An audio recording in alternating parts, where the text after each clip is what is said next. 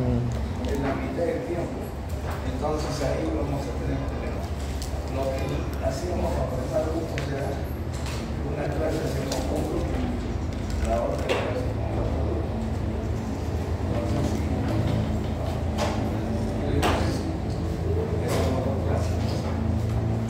Entonces, por el día vamos a hacer una sola clase y recuperamos los 3 grupos, lo que falta. Y a partir de la siguiente, digamos, una clase por grupo, son 3 grupos que tendríamos 3 clases diferentes. Y terminamos todo el curso, ¿no?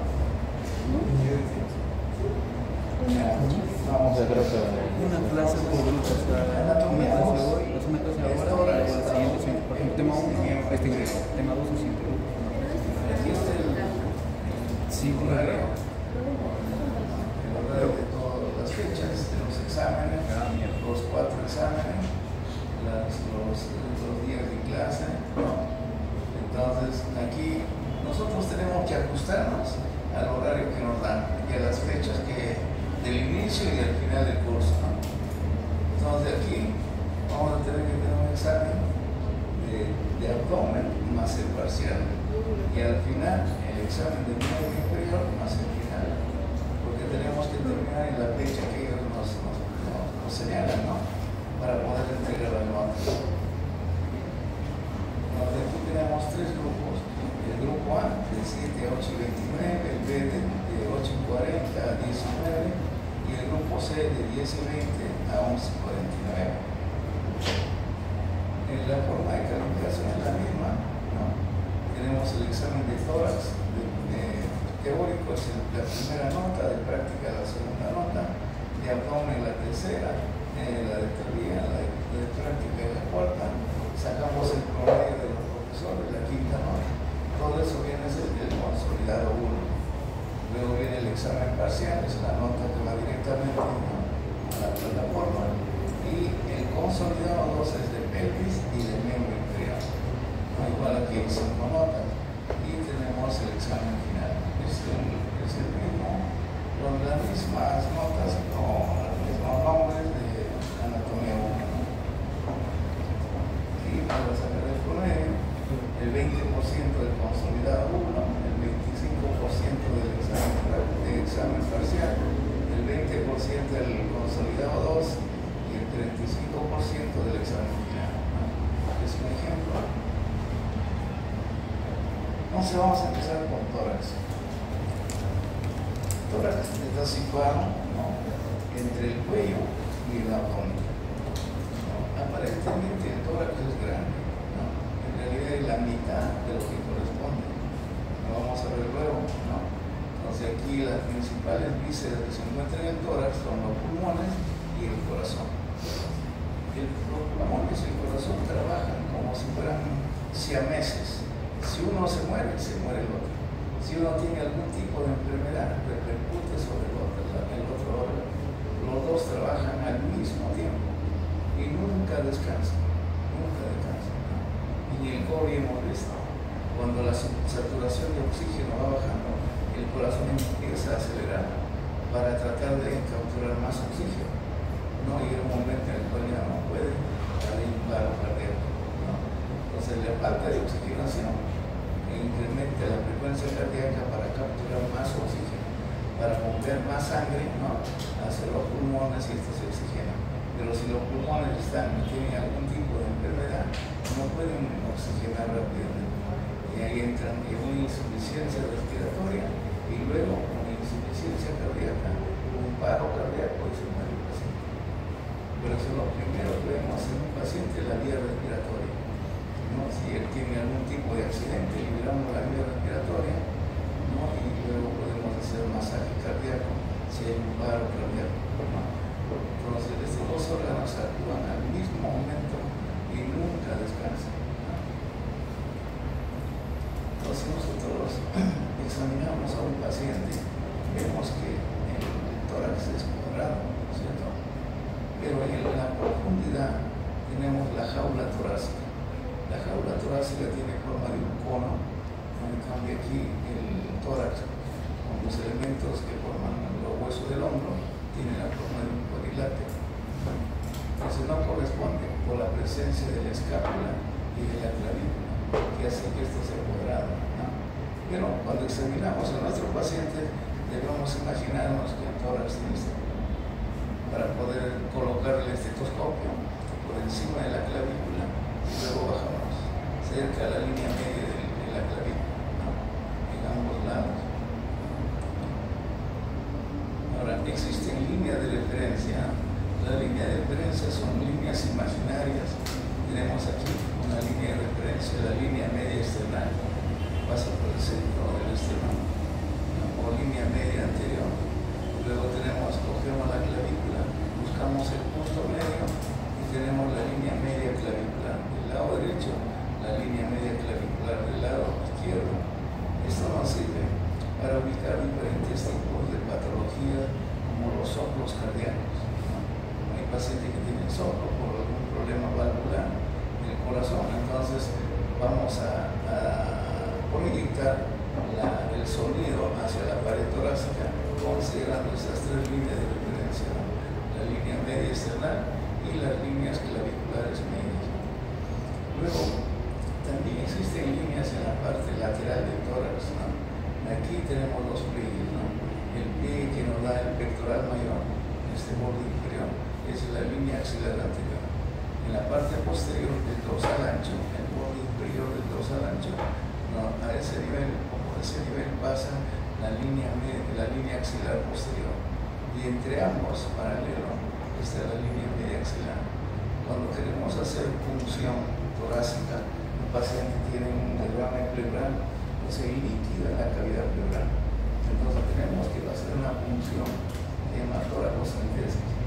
Buscamos la novena costilla, la línea media axilar y hacemos la punción ahí. También va a depender de la cantidad de derrame que existe en la cavidad torácica. El paciente a veces viene por una agresión, ¿no? Y está ahí sangrado hacia la cavidad pleural. El paciente tiene problemas para ventilar. Podemos examinar rápidamente, pedimos una radiografía de tórax, hay líquido en cavidad que está comprimiendo el pulmón. Entonces hacemos una toracocentesis, entramos con una aguja y retiramos el sangrado, o si hay aire, o si hay pústulas, son infecciones crónicas, ¿no? Que se van acumulando a la secreción purulenta dentro de la cavidad pleural. Hay que hacer punciones, se llama toracocentesis. Listo, por detrás tenemos las mismas líneas equivalentes a estas líneas verticales en la parte anterior, la línea media posterior, ¿no? Y las líneas escapulares. Estas líneas escapulares siguen la dirección del borde medial de la escápula.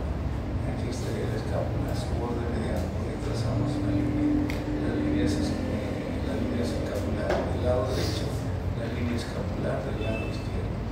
Cuando lleven su curso de medicina 1, ustedes van a tener que proyectar estas líneas cuando examinen al paciente y proyectan los sonidos del corazón, ¿no? O los soplos cardíacos hacia la pared anterior.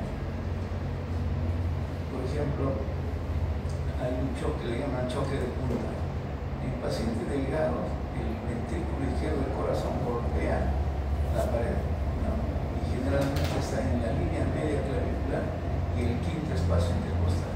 Ahí ustedes van a percibir un golpe y se visualiza la contracción del ventrículo izquierdo, ¿no? Se llama choque de punta y debe estar entre la línea media clavicular y el quinto espacio intercostal. Si ese choque de punta está más hacia la región axilar, entonces el corazón ha crecido. O sea, ha crecido la aurícula derecha o el ventrículo derecho y está empujando a la aurícula izquierda hacia la región axilar. Solamente viendo el choque de punta, ustedes pueden decir este corazón está crecido. No, es una cardiomegalia, ¿no? Entonces, la pared torácica, no en la profundidad, tiene la jaula, una jaula torácica, está formada por el esternón, las costillas y la columna vertebral. Esta pared torácica tiene forma de un cono, ¿no? Un cono truncado, el estrecho superior es angosto, el estrecho inferior es más amplio. Pero el paciente que tiene asma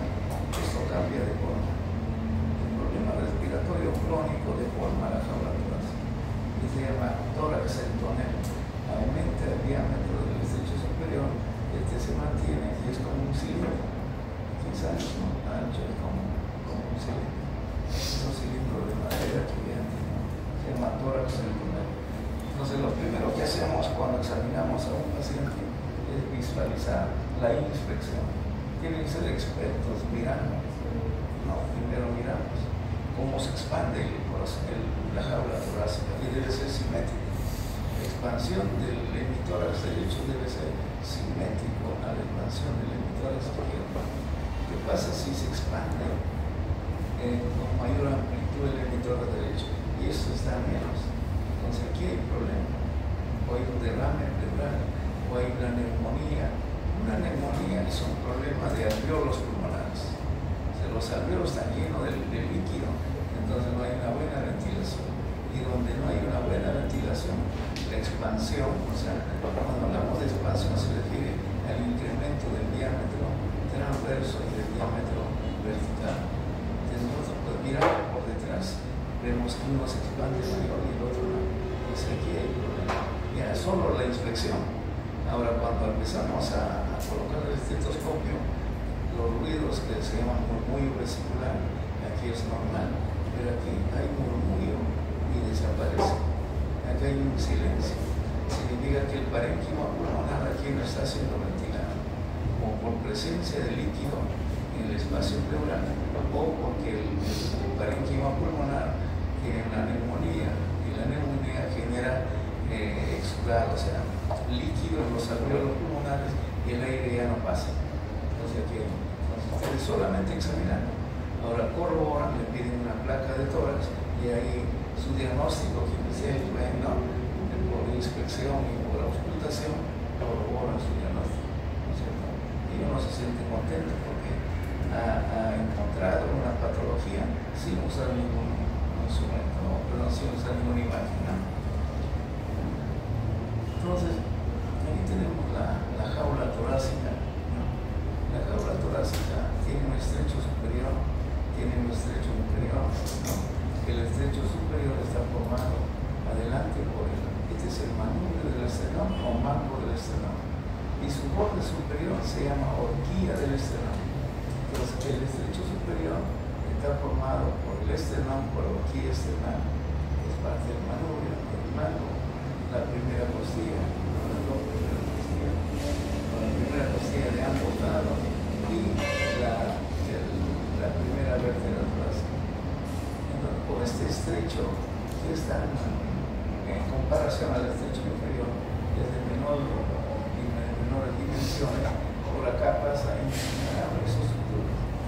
Si nos preguntan cuál es el contenido del orificio superior, a ver, de lo que recuerdan de anatomía de cuello, ¿qué pasará por aquí? Las vísceras. La tráquea, o sea, tiene que ir a los pulmones, el esófago tiene que subir, ¿no? ¿Qué más? Los vasos sanguíneos. Los nervios vagos, los nervios prénicos, la cadena simpática, el torácico, el pulmón, la parte el vértice del pulmón también se asoma por aquí, más o menos 1 centímetro, 1,5 centímetros, en la cúpula pleural, lo que envuelve el pulmón y el vértice del pulmón. Entonces, una herida de bala en el vértice, en la base del cuello, puede comprometer a los pulmones. Pero dice una herida en el cuello, ¿cómo compromete? Porque la cúpula pleural sobresale en ese edificio, pues perfora la cúpula. Al perforar la pleura, el pulmón se colapsa, el pulmón se ha expandido, se colapsa, como si fuera un puñón, ya no hay ventilación.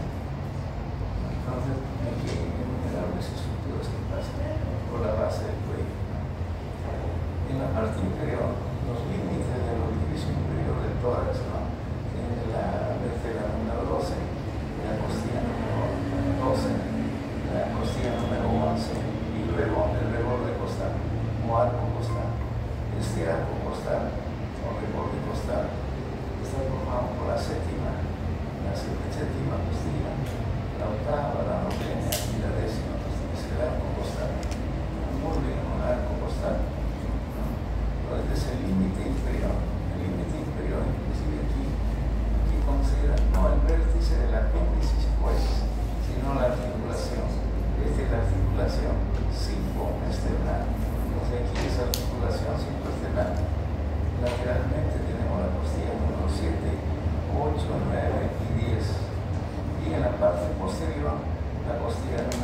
11, 12 y la vértebra número 12. ¿No? Y aquí es un poco irregular el orificio inferior del tórax, en cambio aquí es más cortito. ¿No?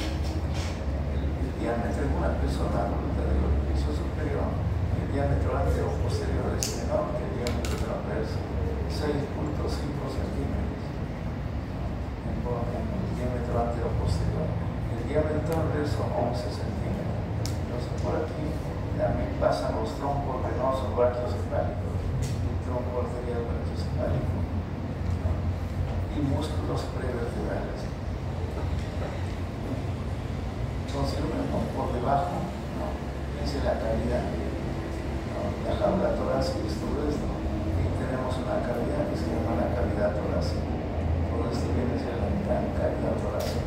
Pero no alberga solo al pulmón y al corazón. La mitad del tórax prácticamente es para proteger las vísceras del abdomen y la mitad superior para los pulmones y para el corazón. Entonces aquí, en la parte inferior de la cavidad torácica tenemos al diafragma. Este diafragma, fíjense, llega más o menos al cuarto espacio intercostal. La cúpula diafragmática, la parte más elevada, llega al cuarto espacio intercostal. Y aquí, esta debe ser la mitad de todo el tórax, donde la mitad superior del tórax sirve para proteger a los pulmones y al corazón. La mitad inferior sirve para proteger al hígado, que es una víscera grande, al estómago, al vaso, intestino grueso, colon transverso. Entonces, solo la mitad le corresponde a las vísceras torácicas y la otra mitad es para proteger a vísceras abdominales. Aquí podemos ver que el suelo de la cavidad torácica es el diafragma. El músculo diafragma es, imagínense como es como un tazón invertido boca abajo. Entonces, esa zona central se llama centro premio. Este es tendón y alrededor están las filas musculares en forma vertical. Este se llama centro pélvico. El centro pélvico es la porción tendinosa del diafragma. Y sobre este centro pélvico descansa el corazón. Aquí está, el corazón está descansando sobre el centro pélvico. Y lateralmente, en estos espacios que quedan entre el diafragma y la pared torácica, hasta ahí descienden los pulmones cada vez que inspiramos.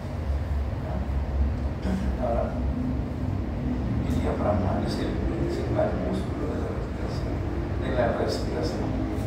Es el músculo más potente que participa en la inspiración.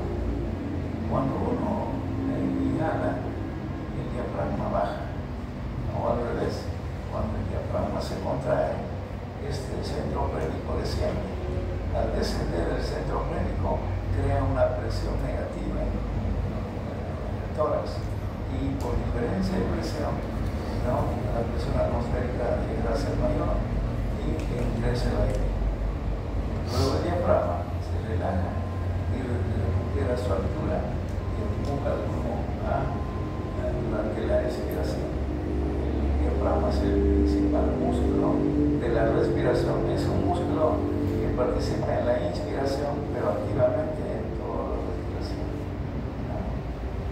Tenemos la mitad superior de la jaula torácica que corresponde a las vísceras torácicas propiamente dicho, a los pulmones y el corazón. La mitad inferior sirve para proteger a las vísceras abdominales. Entonces, un traumatismo en la mitad inferior del tórax no van a empezar un problema pulmonar ni cardíaco, tienen que empezar un problema de vísceras abdominales. Por ejemplo, cuando hace liposucción, empiezan a sacar la grasa y el trócar debería ir paralelo a la piel, porque tienen que sacar solo tejido celular simultáneo. A veces cambian de dirección, realmente por debajo del reborde costal y están lesionando el hígado, perforan el hígado. Y no se dan cuenta porque tiene que ser paralelo a la piel. No sé si han visto en algún momento la liposucción paralelo a la piel. El cirujano pone su mano sobre la piel y va haciendo la liposucción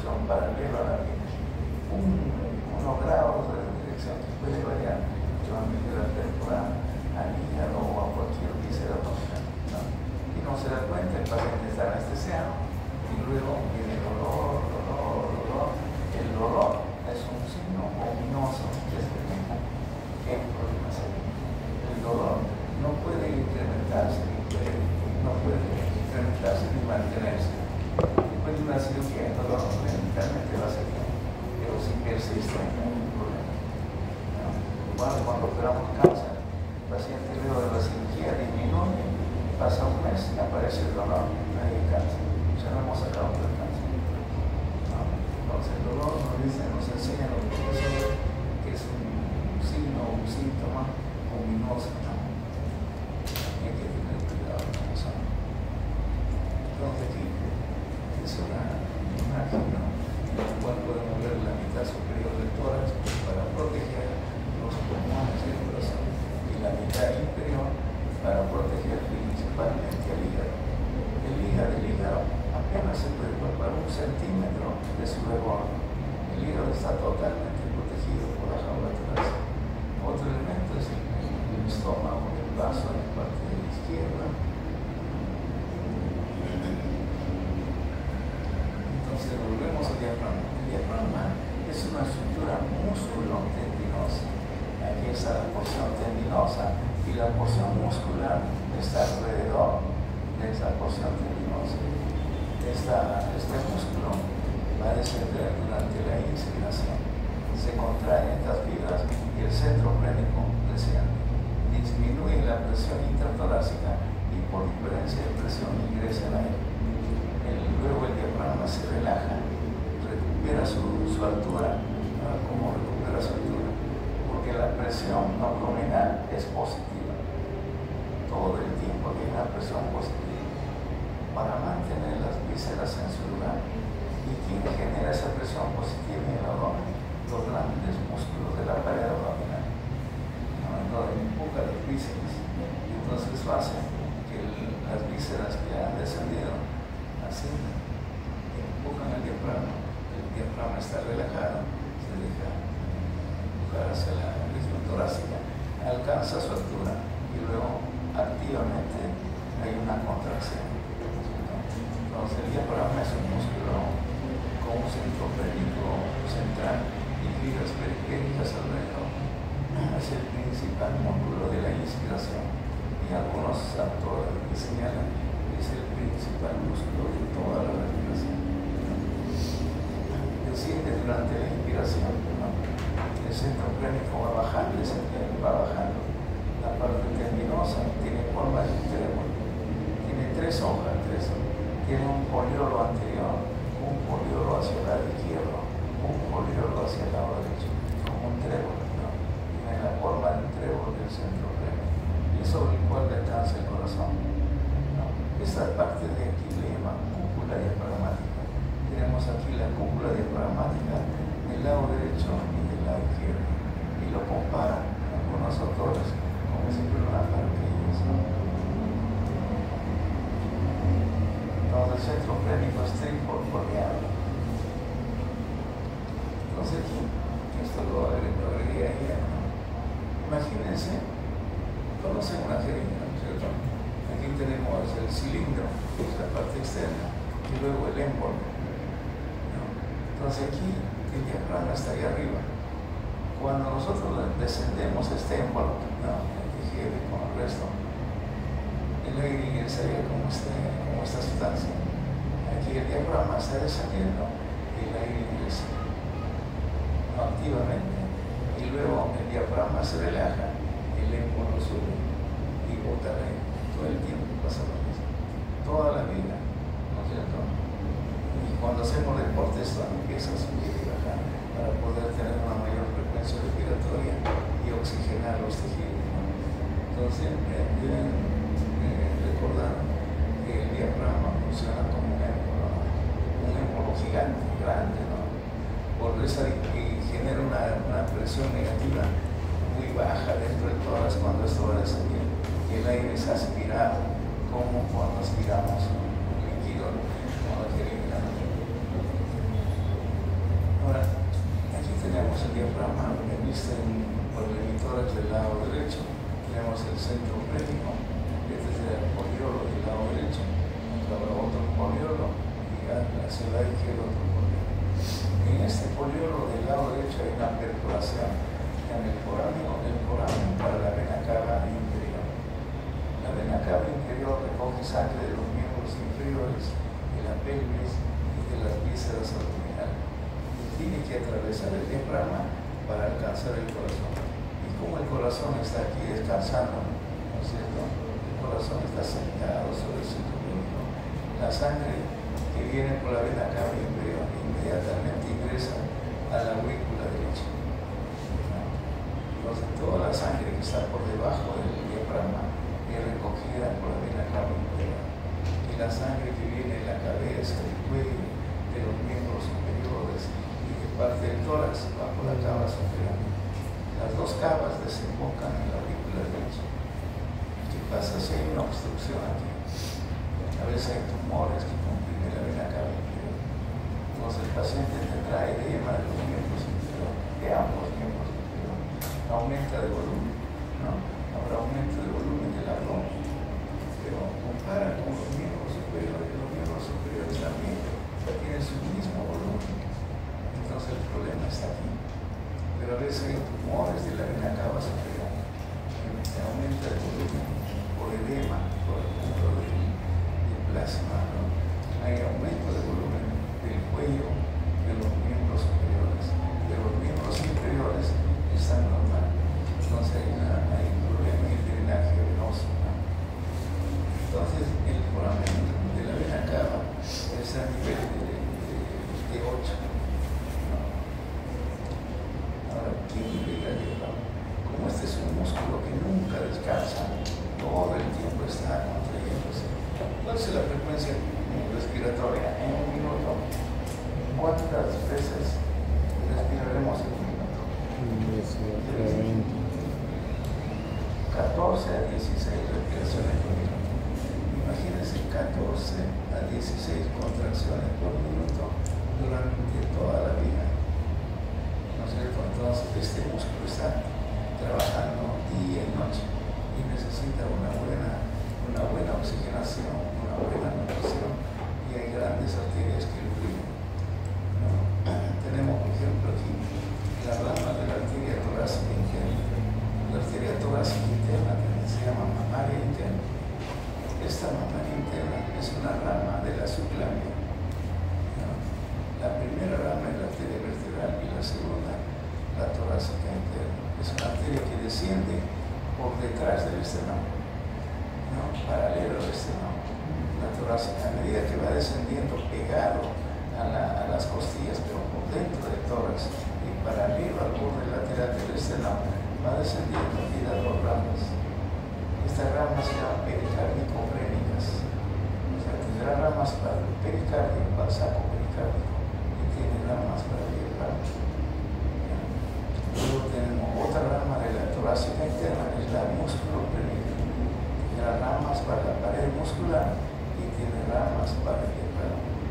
Estas dos ramas, estas dos arterias son arterias de buen calibre comparando con otras, y se encargan principalmente de irrigar la cara superior del diafragma. Además de la misma aorta, como tronco, la aorta sale de la aurícula del ventrículo izquierdo, es un vaso de gran calibre, va descendiendo por delante del cuerpo vertebral y en ese momento da ramas directas hacia el diafragma. Entonces la aorta torácica tiene ramas que van directamente al diafragma, se llaman arterias prénicas o pericárdicas superiores, y diafragmáticas superiores o prénicas superiores. Salen de la arteria aorta torácica. Luego la aorta también atraviesa el diafragma. O sea, quienes atraviesan el diafragma es la vena cava inferior, la aorta torácica que se hace en la aorta abdominal y el esófago. O sea, hay tres orificios en el diafragma: el foramen para la vena cava inferior, el foramen o hendidura para la aorta y para el esófago. Entonces tenemos tres orificios a nivel del diafragma. Cuando la aorta torácica atravesó el diafragma, ya sea en el abdomen, da ramas hacia la cara inferior del diafragma. Esas ramas abdominales se llaman prénicas inferiores. Entonces las arterias prénicas superiores salen de la aorta torácica antes que atraviese el orificio que le corresponde, y las prénicas inferiores salen de la aorta abdominal cuando esta aorta ya se encuentra dentro del abdomen. Entonces va a ser irrigado, ¿no?, en su cara superior por estas dos arterias posterior por las vértebras superiores y la cara inferior del diafragma por las vértebras superiores. El diafragma es un músculo que tiene tres porciones, tiene tres fascículos. Tiene un fascículo external, un fascículo costal y un fascículo lumbar. El fascículo external es el que está aquí, se inserta en la cara posterior, en la cara profunda del apéndice secuoide. Es el fascículo external. El fascículo que se inserta en la cara interna de las costillas, el reborde costal, de la 11 y de la 12, el reborde costal. Esta es la porción costal, más extensa la porción costal. Y tiene una tercera porción que se va a insertar en la columna lumbar a través de sus pilares. Aquí se llaman pilares. Hay un pilar derecho y un pilar izquierdo. Entonces, el diafragma tiene tres fascículos. Un fascículo pequeño, que es el fascículo external, está detrás de la apéndice secuoide, ahí se inserta. El fascículo costal, que es extenso, ¿no?, que se va a insertar en la cara interna del arco costal, ¿no?, y de la costilla número 11 y 12. Y el fascículo lumbar se va a insertar en los cuerpos vertebrales de la primera, segunda y en ocasiones de la tercera vértebra lumbar. Aquí es donde vamos a encontrar el orificio para la aorta. Esta es la hendidura aórtica. Se genera entre los pilares del diafragma. Y este está en el T12. Adelante tenemos aquí el orificio o hiato esofágico, ¿no?, por donde desciende el isóforo. Y aquí tenemos el hiato oral para la cara inferior. Esta es una vista inferior del diafragma en el cual podemos observar el centro plénico. Todo esto viene a ser el centro plénico. Y este centro plénico tiene tres foliolos, un foliolo anterior, un foliolo izquierdo y un foliolo derecho. En cuanto a la inervación, el principal nervio que inerva el diafragma es el nervio plénico. Entonces, cuando hacemos cirugía de cuello o de tórax, cuando tumores de tórax, podemos lesionar al nervio plénico. ¿Qué pasa si cortamos al nervio plénico? Se paraliza la mitad del diafragma. Una parálisis del hemidiafragma correspondiente. Y eso, ¿qué va a generar? Uno, que las vísceras del abdomen, como esto ya está paralizado y a nadie lo contiene, va a empujar al hemidiafragma hacia la cavidad torácica. O sea, va a reducir el espacio torácico estelar.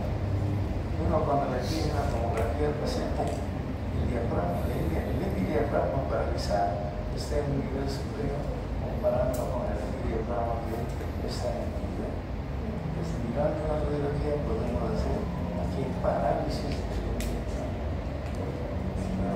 Y las vísceras de este lado del abdomen o del lado opuesto, dependiendo de donde la parálisis, van a ingresar, digamos, van a ascender más allá de lo normalmente permitido cuando el diafragma está ahí dentro.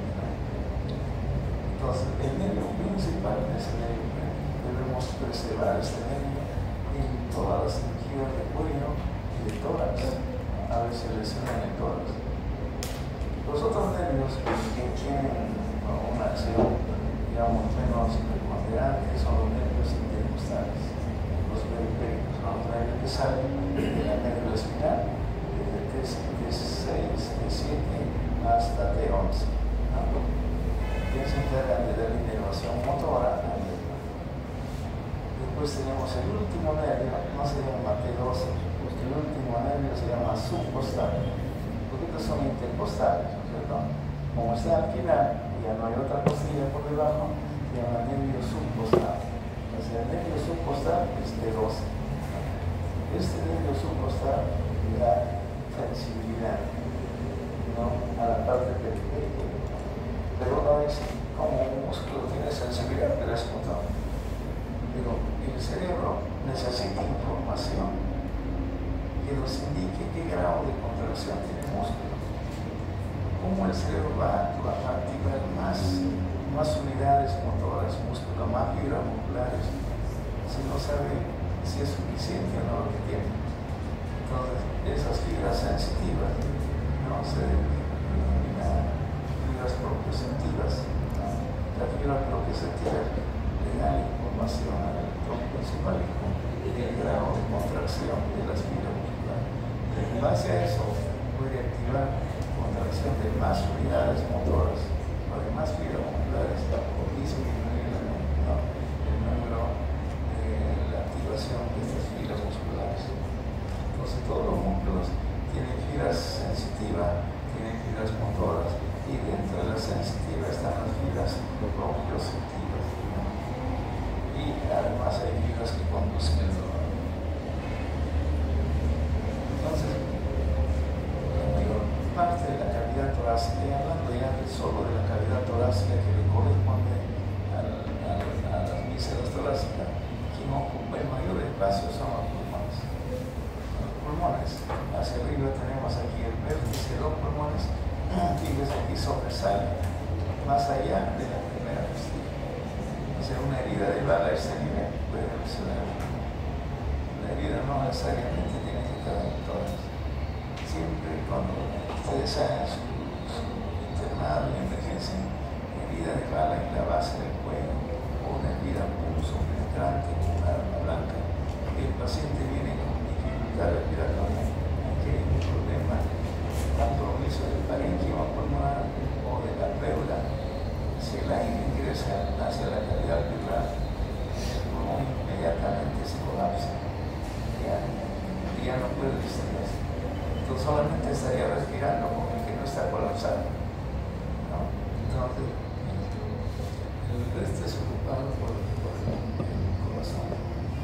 Entonces, en la parte central, ¿no?, es el corazón y los grandes vasos, ¿no? Este espacio que ocupa el corazón y los grandes vasos se llama mediastino, ¿no? Entonces, el mediastino es el espacio que está entre ambos pulmones. Aquí está el pulmón del lado derecho al pulmón del lado izquierdo. Este espacio se llama mediastino. Desde el orificio superior del tórax hasta el diafragma. Todo este espacio es el mediastino. Ahora, el mediastino lo dividimos en dos partes. Trazamos una línea por esta articulación, ¿no? Este es el manubrio malvo del seno. Aquí tenemos al cuerpo. Si trazamos una línea a este nivel, si lo proyectamos a la columna, pasa por el borde inferior del T4. Entonces, de este plano transversal, desde este nivel hacia arriba, se llama mediastino superior. Todo esto es el mediastino superior. Y de este plano que pasa por este ángulo, que se llama ángulo de Luis, hacia abajo es mediastino superior.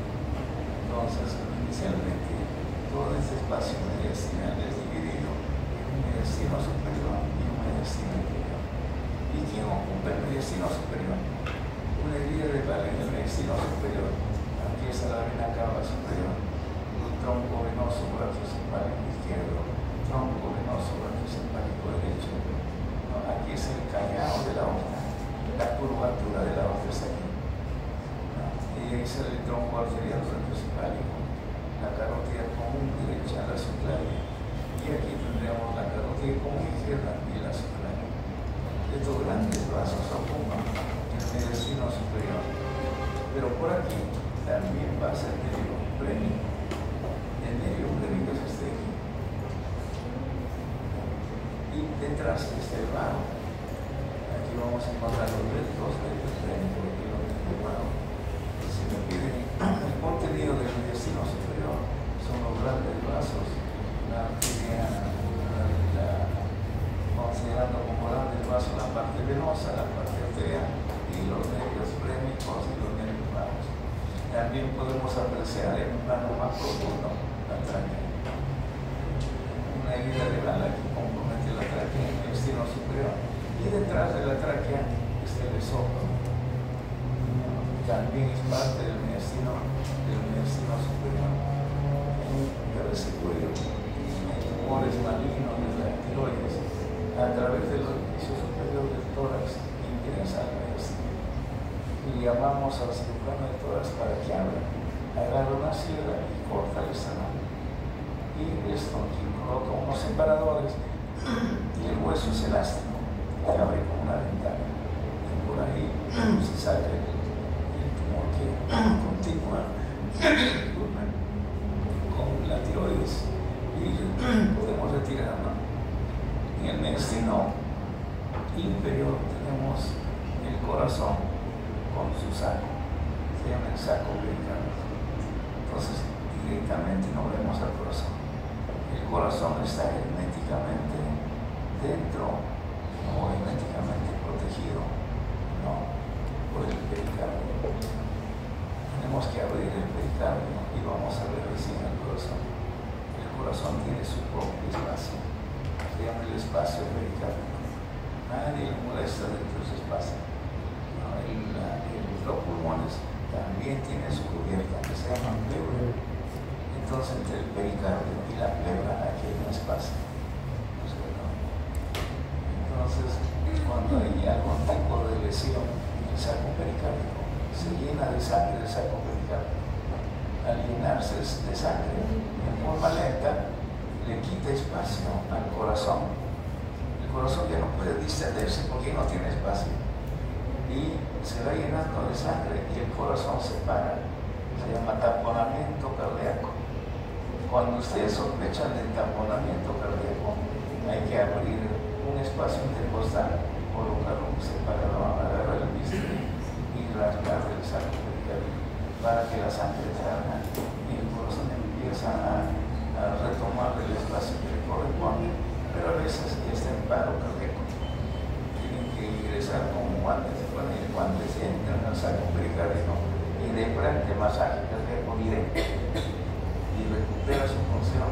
Luego llaman al cirujano de tórax para que repare todos los daños. El cirujano general no puede hacer eso para salvar la vida del paciente. Con este corte transversal va a depender a qué nivel hacemos el corte. En la parte anterior de aquí tenemos el esternón. Fíjense, la columna vertebral aquí tiene una elevación como una montaña, ¿no? Esta es la médula espinal, esta es la parte posterior. Aquí tenemos como una hendidura. Este es todo el espacio para los pulmones.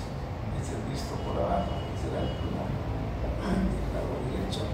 Este es el pulmón del lado izquierdo. Aquí, esta es la pleura que cubre al pulmón. Se llama pleura visceral porque cubre una víscera. Y la pleura que se queda pegado a la jaula torácica se llama pleura parietal. Esta es la pleura parietal que está pegada a la jaula torácica y la pleura visceral existe en el espacio. Este se llama el espacio pleural o cavidad pleural. Normalmente estos no están separados, los dos están juntos.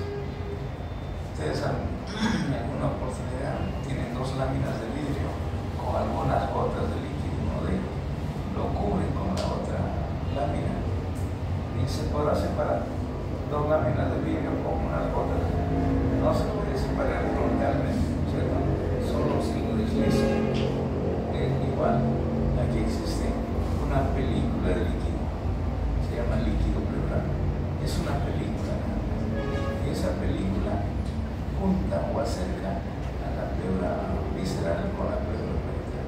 Entonces cuando la jaula torácica se expande y estos están unidos, ¿no?, por este líquido al pulmón, lo extiende, lo expande, entonces el aire va ingresando, ¿no?, por acción del diafragma. A veces este espacio se llena de líquido, el paciente sufre una agresión con la persona. Sobre una agresión, la sangre corta o rompe o lesiona algunos vasos sanguíneos y la sangre se mete aquí. Entonces se va a generar, se llama un hemotórax, o sea, sangre en cavidad pleural. Y eso se va a ir coleccionando, este espacio, que en realidad es un espacio virtual, ahora se ha hecho ya un espacio real.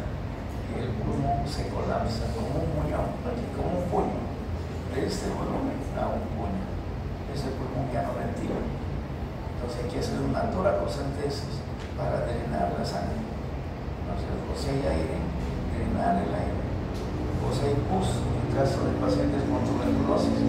la secreción purulenta va a este espacio y se va llenando de pus día tras día.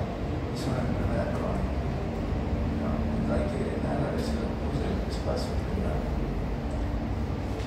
El mediastino, la forma del mediastino puede variar de acuerdo a qué niveles hacemos el corte. Entonces, ¿cuáles son en este corte transversal? ¿Cuáles son los límites del mediastino? Adelante está el esternón. En la parte posterior está la columna vertebral. Es su límite anterior, su límite posterior. Los límites laterales del mediastino son la cara medial del pulmón, esta cara de este pulmón y la cara del pulmón del lado opuesto. O sea, todo esto de aquí es el mediastino. Habíamos señalado que el mediastino lo habíamos dividido en dos partes, superior e inferior, ¿no es cierto? Por un plano que pasa por el ángulo de Luis o T4. Ahora, teniendo este corte, el mediastino inferior se divide en tres partes. Si aquí tenemos al saco pericárdico, que envuelve el corazón, lo que está por delante del saco pericárdico, este espacio pequeño, se llama mediastino anterior. Todo lo que envuelve el saco pericárdico es el mediastino medio, y todo lo que está por detrás es el mediastino posterior. Y me dice, el contenido del mediastino posterior. Aquí veo a los bronquios, ¿no? Aquí tenemos el esófago, perdón, la aorta, por aquí está el esófago, ¿no? Entonces el contenido del mediastino posterior es el esófago, la aorta torácica, ¿no? El nervio vago, o sea, el mediastino posterior. El contenido del mediastino medio es el corazón, ¿no?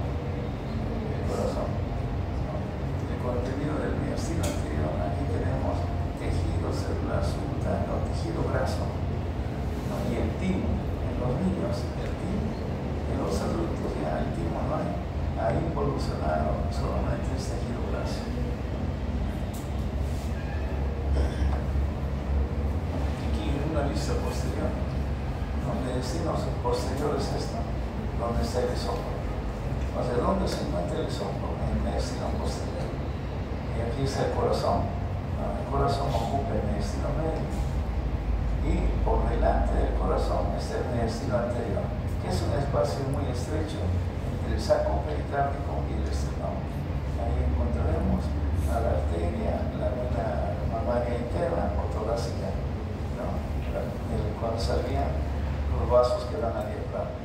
Y tendremos al timo y tejido celular graso. Hacemos un corte transversal en esta imagen y pasamos por el ángulo de Luis. El ángulo de Luis es entre el manubrio del esternón y el marco. A eso se llama ángulo de Luis, ¿no? Y si lo trazamos y lo proyectamos hacia la parte posterior, debe llegar al borde inferior del T4. Entonces, de ese plano hacia arriba es el mediastino superior. Todo esto viene así. De ese plano hacia abajo viene así el mediastino, que se divide en tres planos. Tienen clase de cambio, ¿no? Entonces aquí ahora vemos una tomografía. Ustedes tienen que logicar así, lo van a ir aplicando un poco. Entonces aquí tenemos un corte transversal, que es el mediastino. Todo esto que está aplicado aquí sería el mediastino. Aquí estará, esto ya no es el mango porque es mucho más angosto, debe ser el cuerpo del esternón. Es un corte bajo. Aquí está la columna vertebral. El mediastino medio sería todo esto. El corazón con el pericardio. El mediastino posterior aquí estaría representado a este nivel por la aorta. Ahora, cuando ustedes ven una tomografía, vean la tomografía, le dijeron como si estuviera en el techo, por abajo siempre. Entonces, si lo miramos por abajo, este es el lado derecho y este es el lado izquierdo. Ahora, si tengo dudas, ¿qué haría? Trazo una línea entre el esternón y la columna. Y yo sé que el corazón está más hacia dónde? Hacia el lado izquierdo. Entonces, este es el tórax izquierdo y este es el tórax derecho. Entonces, aquí es mediastino medio, mediastino mediastino posterior, la aorta. La aorta siempre va por delante de la columna, un poco hacia la izquierda, ¿no? En la aorta. Aquí cambia de forma, ¿no? Va a cambiar la forma de acuerdo a qué nivel se encuentra. De igual forma, las cavidades pulmonares, esta es una cavidad pulmonar, esta es la otra cavidad pulmonar, ¿no? Y este es el mediastino. Entonces tenemos dos cavidades pulmonares y un espacio, es el mediastino. Y aquí, en un corte del tórax, un preso en los Estados Unidos donó su cuerpo, ¿no? Iba a entrar iba a morir, ¿no? Iba a militar, pena de muerte en algunos estados. Y él, antes de morir, regaló su cuerpo para la ciencia. Lo congelaron, hicieron cortes de la cabeza hasta los pies. Entonces en internet hay cortes de cadáver. Entonces aquí tenemos los pulmones, las cavidades pulmonares con los pulmones. Aquí adelante este es un corte bien arriba, donde solamente estamos viendo la tráquea. La tráquea es contenido del mediastino superior. Si ustedes ven tráquea, es el mediastino superior, ¿no? Y inmediatamente por detrás está el esófago. Y detrás está la aorta, la tráquea. ¿Y cómo reconozco que es la tráquea? ¿Por qué señalar, digamos, que esta es la tráquea? Porque la tráquea no es un anillo completo, ¿no? La tráquea tiene un arco anterior y aquí el recto. O sea, son anillos incompletos la tráquea. Entonces, acuérdense de esta imagen siempre, ¿no?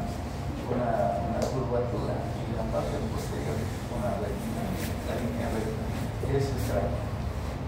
Y detrás está el esófago siempre está por detrás.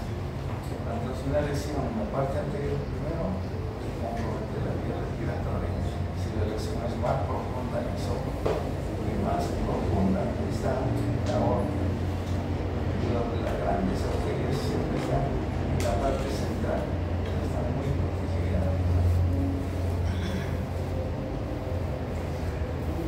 Aquí tenemos el corte más bajo, ¿no? Este es el manubrio externo. Aquí tenemos los grandes vasos de este mediastino superior, ¿no? Aquí hay un corte a nivel del corazón.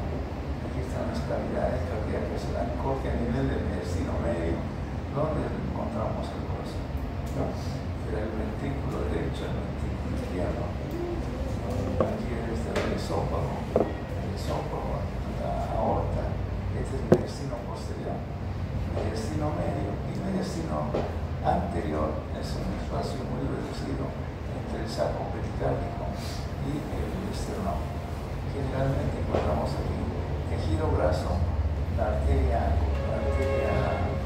mamaria interna y la vena mamaria interna en los costados.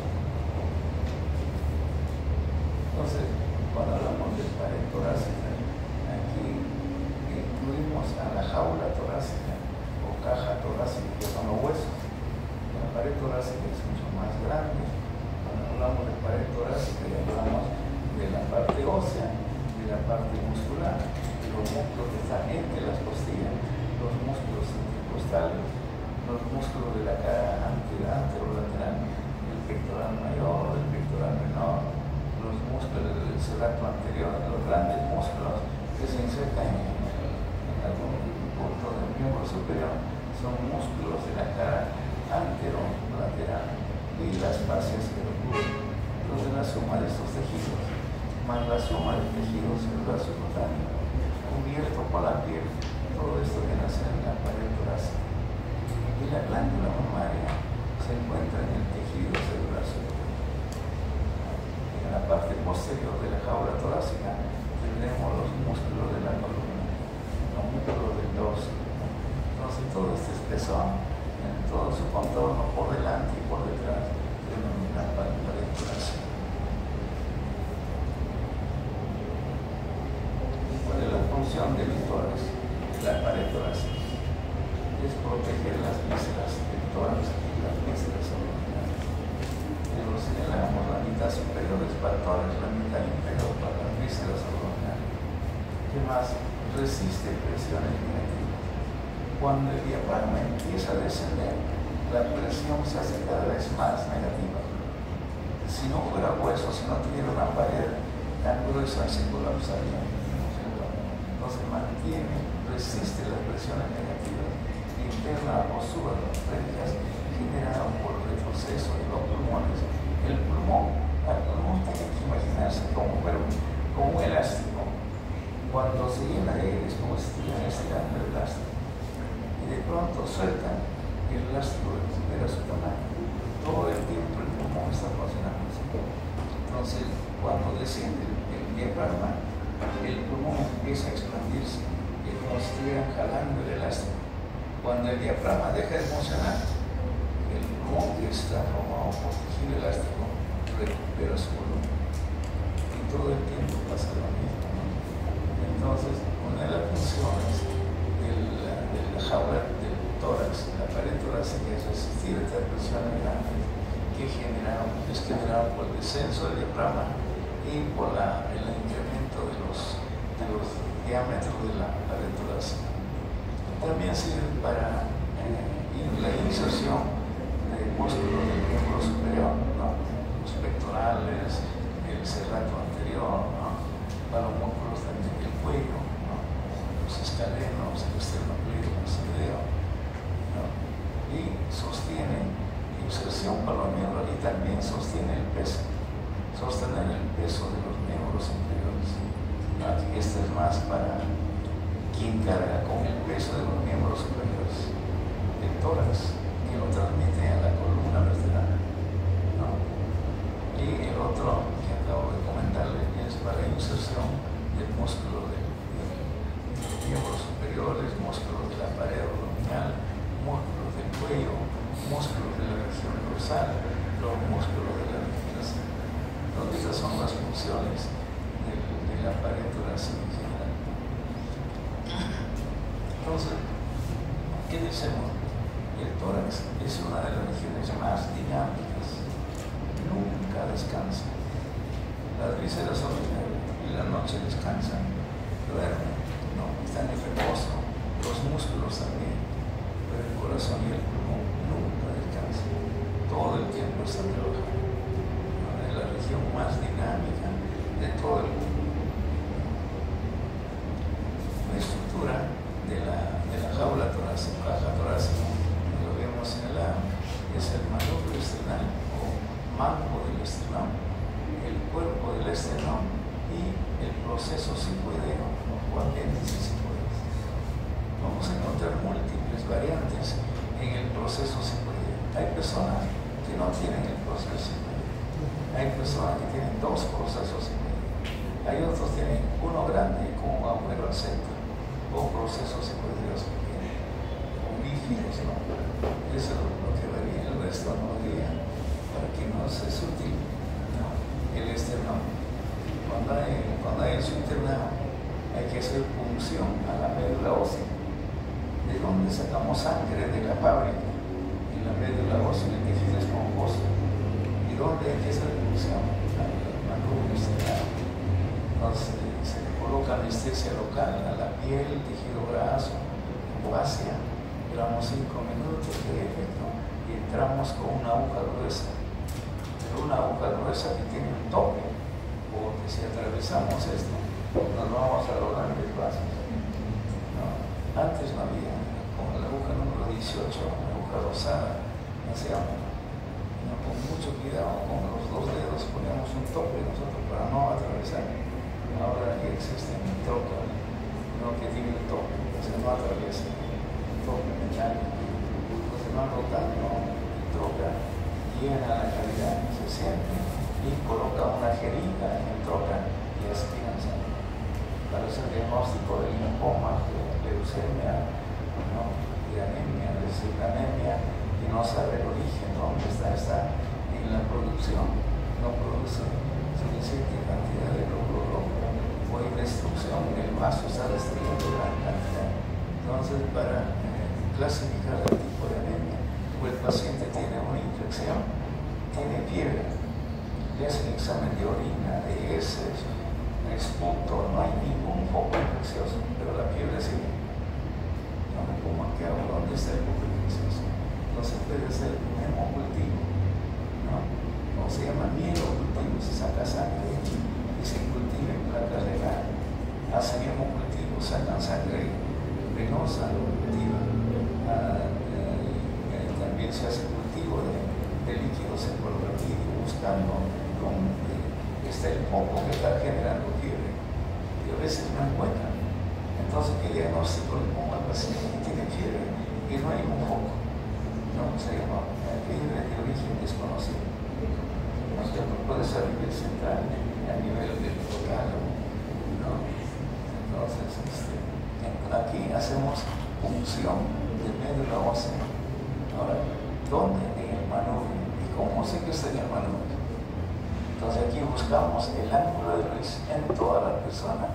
Ustedes cogen aquí la horquilla, van descendiendo y aquí encuentran una línea transversal. Entonces por encima, en la parte central, entre la horquilla y este ángulo, ahí hace la cosa. Entonces es el estelón. El estelón sirve para que las costillas se articulan con esto. Entonces, ¿qué costillas podemos palpar en un paciente? Palparemos la primera costilla. ¿Se podrá palpar la primera? No se palpa. La clavícula nos impide, el músculo. Entonces, la segunda costilla es el que está en el ángulo de Luis. Cogen el ángulo y la que palpan es la segunda costilla. Y a partir de ahí puede encontrar tercera, cuarta, quinta, toda la costilla. Y como decía antes, que hay un choque de punta, ¿no es cierto? El ventrículo izquierdo puede golpear la jaula torácica y debe estar en el quinto espacio. Entonces, cuento, aquí está el ángulo de Luis palpa en un paciente, segunda costilla, y ahí tercera, cuarta, quinta, el quinto espacio está aquí. Y una intersección con la línea media clavicular. Si el choque de punta está ahí, el corazón tiene su tamaño normal. Pero si este choque de punta está en la línea axilar anterior o media, hay un crecimiento de alguna de las cavidades cardíacas. Las costillas, las 7 primeras costillas, desde la primera costilla hasta la séptima, son costillas que van directamente al esternón. La octava, la novena y la décima van a través del cartílago de la séptima. Este es el cartílago de la séptima. Estas son las costillas rotantes y las costillas que están libres, pero costillas falsas. Y las rotantes son la 11 y la 12. Ahora, todas las costillas tendrán cartílago, ¿o no? Aquí tienen su porción ósea, su porción cartilaginosa. Todas las costillas tienen porción ósea y cartilaginosa. Aún la 11 y la 12 también tienen cartílago. Terminan en un vértice cartilaginoso. Los espacios, hay 11 espacios intercostales, ¿no? Visto por detrás, la otra estructura que corresponde a la jaula torácica de la columna vertebral, las 12 vértebras torácicas. Estas 12 vértebras torácicas están en comunicación o se articulan con las costillas, ¿no? Hay diferentes lugares en los cuales se articulan las costillas en relación a la columna. Vamos a ver el siguiente. Entonces, aquí tenemos el manubrio estelar, el mango manubrio, el cuerpo y el apéndice coides. En esta apéndice coides se va a insertar el diafragma. Aquí está el diafragma. El diafragma se está insertando, esta es su porción external del diafragma. Y aquí estará su porción, la porción lumbar. El diafragma no está en una posición.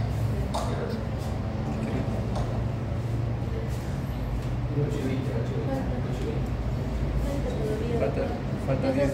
10 minutos tenemos, doctor. 8:30. 8:30, doctor.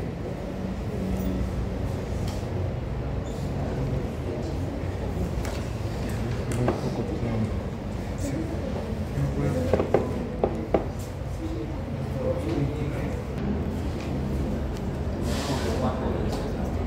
El cuerpo y el apéndice coides.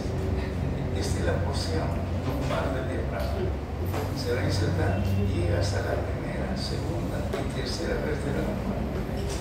Y si nosotros vemos, fíjense, en la parte más inferior, en la parte externa, aquí hay una depresión que no tiene el mismo nivel que esta depresión, es más profunda.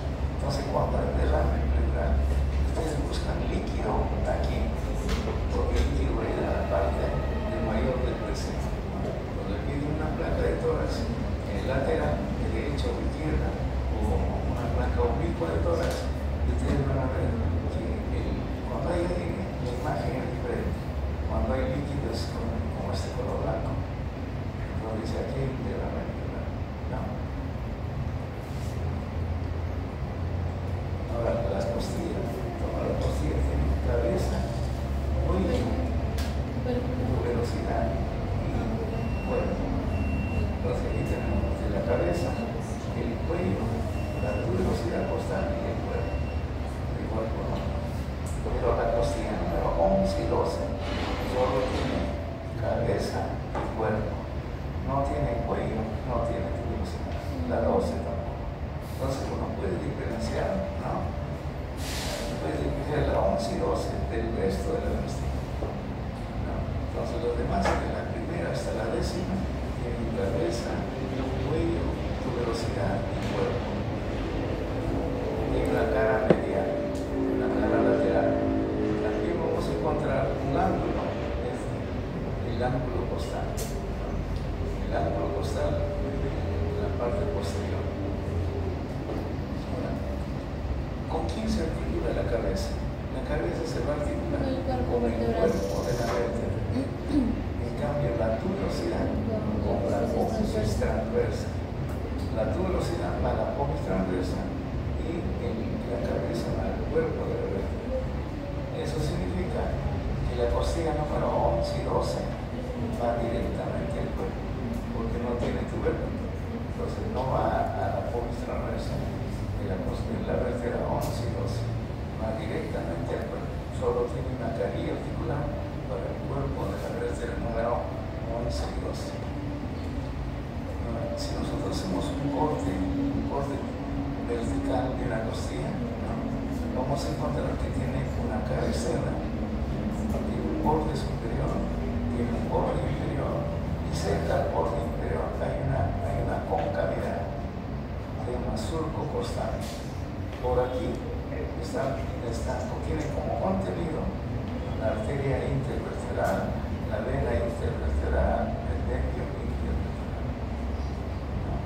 Aquí hay un paquete vascular nervioso. Entonces, cuando yo hago la punción, ¿por dónde haría la punción? ¿Por dónde ingresaría con la aguja? ¿Por el borde superior o por el borde inferior? De repente este paquete descendió un poco y puedo perforar a la arteria o a la vena o al nervio. Entonces siempre las punciones se hacen por el borde superior de la costilla. 1 milímetro, 2 milímetros por encima. Ahí se hace la punción. Nunca se hace la punción por el borde inferior de la costilla porque pueden lesionar esa sangre, puede ingresar a la cavidad pleural. Entonces, hay dos tipos de músculos intercostales. Hay músculos intercostales externos, ¿no? Y hay músculos intercostales internos. Este músculo que comienza acá es el intercostal externo.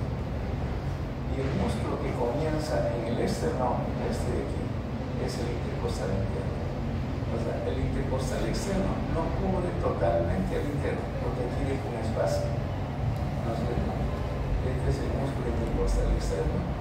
La dirección de la fibra va de la línea media hacia afuera. De aquí hacia afuera. En cambio, el interno va perpendicular. ¿No? Este es así, el otro está en otra dirección. El intercostal externo es un músculo que participa en la inspiración, el externo. Entonces aquí la E, ¿no?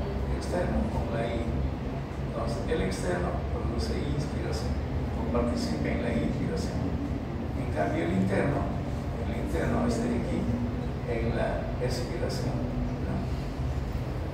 Entonces como la contracción de un músculo intercostal eleva la costilla de un cono intercostal externo. Durante la inspiración, las costillas se elevan. Durante la expiración, las costillas descienden. Todo el tiempo pasa eso. Entonces, durante la inspiración, que es el diámetro antero-posterior de la parte anterior, el diámetro antero-posterior se está ensanchando.